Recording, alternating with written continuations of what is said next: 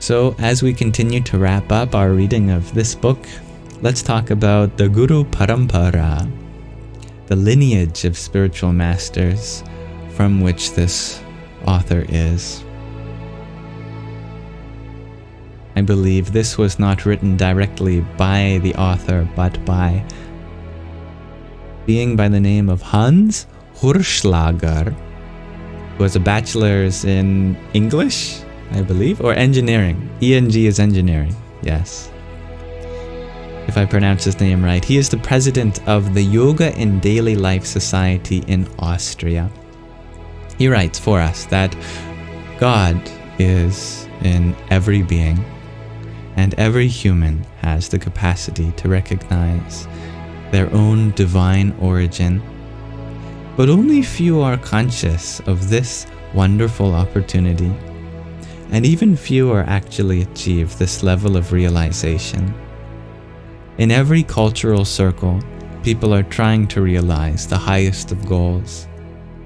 The Western world honors those few chosen souls who have realized the highest and true sense of this human incarnation and describes them as saints and prophets.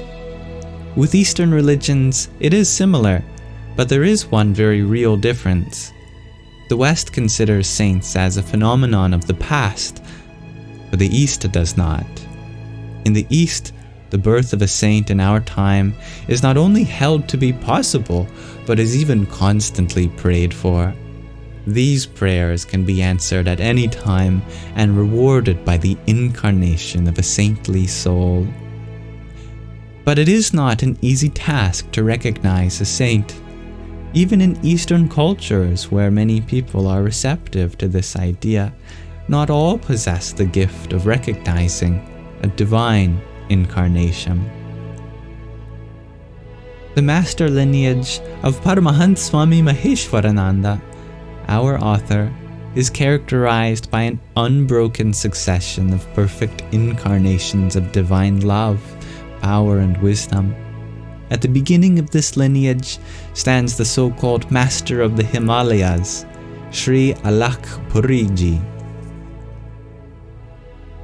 Let's talk about him.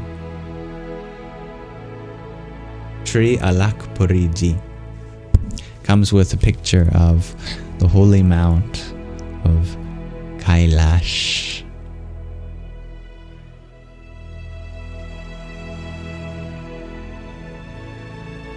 In the Himalayas, between the pilgrimage places of Kedarnath and Badrinath, which are also called Himachal Pradesh, lies the Siddhadhuni or Siddhadham Ashram. At times, Shri Devpuri stays here with some disciples. He is one of the great Siddhas or Rishis, seers from Satya Loka, the highest level of truth and reality. The 7 Rishis, protectors of the world, are sometimes visible on the earth, but mostly invisible. Their age is unknown to us, but have lived for thousands of years and are capable of rejuvenating their bodies and changing their form at will as they stand above the laws of the physical world. The existence of these great masters and saints is an invaluable blessing for the rest of all of us.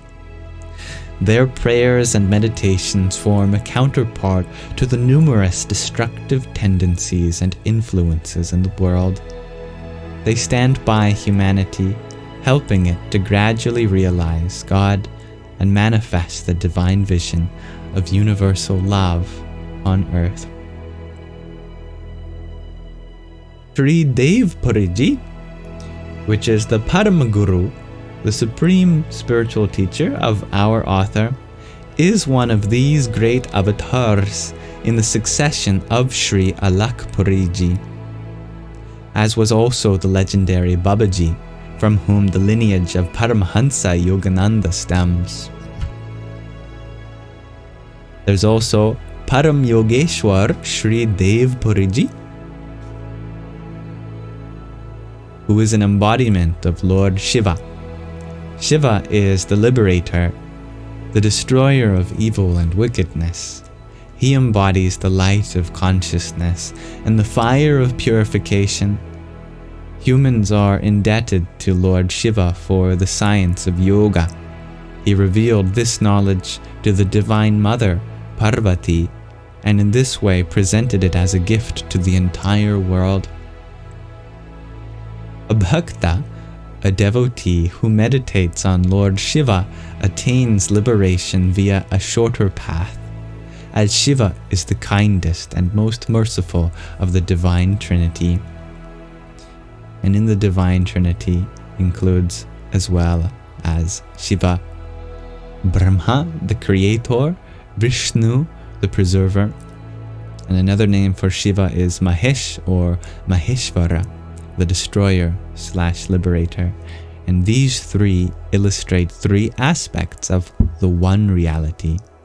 Vishwadeepa, the universal divine light. The three are in reality one. But, as we said, Shiva is the most merciful of the three, and those who wish for his gifts yet are unwilling to make an effort can also frighten with his anger. Shri Devpuri held many wonderful satsangs in his ashram in Kailash in Rajasthan, not just for humans but also animals, snakes, scorpions, dogs, and birds, as they always surrounded him. And there is also a picture of him too.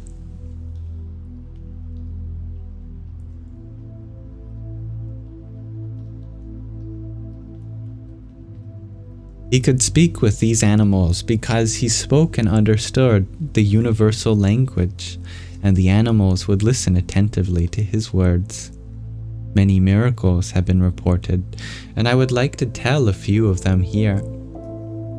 But these are also events taken from the book Leela Amrit, The Divine Life of Sri Mahaprabhuji. There once was a Pandit from Kailash who visited the ashram with his father as a 14-year-old boy. And he was witness to a truly astonishing miracle. Shri Devpuri had received a wound to the lower part of his right leg. Its condition steadily worsened until it finally began to suppurate. Now that's a word I've not heard before, but it doesn't sound good. The whole leg was so badly inflamed and swollen, and my father urged Shri Devpuri to allow a doctor to give treatment.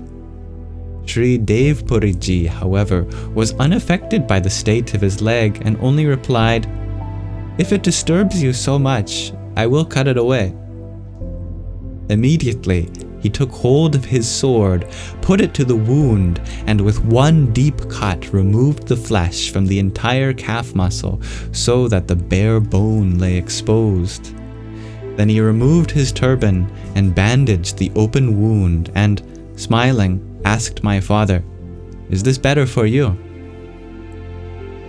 My father and I watched his actions speechless. Shortly afterwards, we said goodbye, still speechless with astonishment and shock. The next day, we again visited Shri Devpuri to inquire how he was, and he showed us a perfectly healed leg. Not the slightest sign of any injury or scar could be seen. There are some more wonderful stories of this great master, Param Yogeshwar Shri Devpuri, of the lineage to which our author belongs, but we'll pause it there for now. So, thank you for listening. Namaste.